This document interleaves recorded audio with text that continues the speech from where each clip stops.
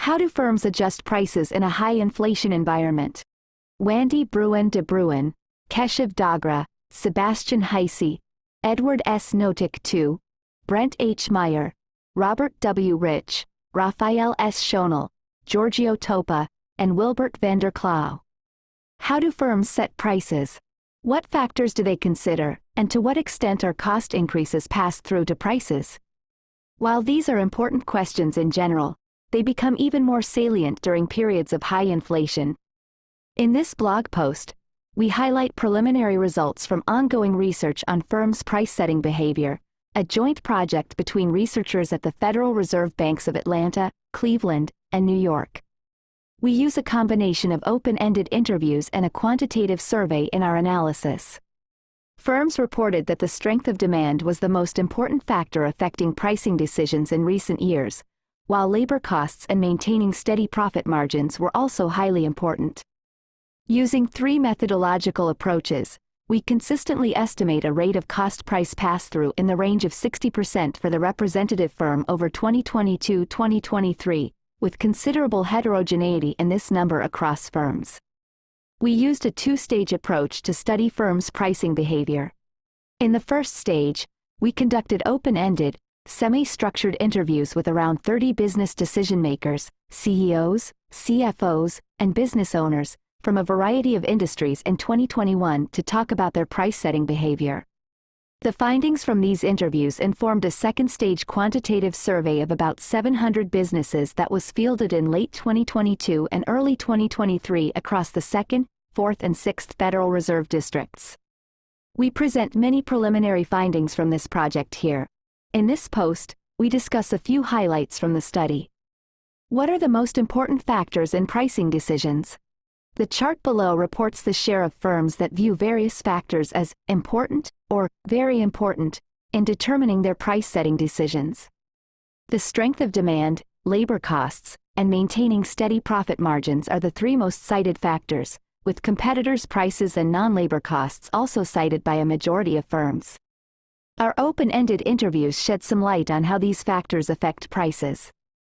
The most common connection between the strength of demand and price setting is that before deciding whether to pass through a given increase in costs, a firm will assess what effect this increase in prices will have on sales, in some cases by explicitly estimating the elasticity of demand.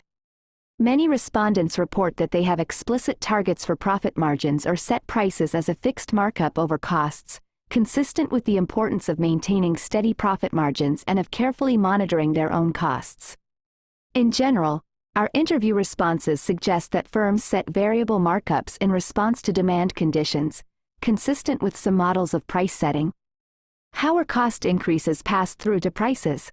We obtain estimates of cost-price pass-through using data from our quantitative survey in three different ways. First, we run a regression of the reported percent change in prices on the reported percent change in costs over the last 12 months, controlling for firm sector and size fixed effects.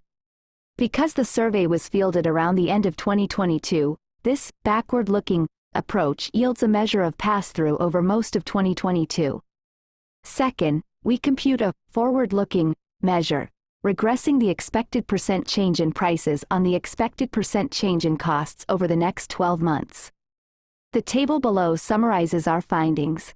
Columns 1 and 2 show that the estimated average pass-through is around 2/3 in the backward-looking case and only slightly higher, about 69%, in the forward-looking case.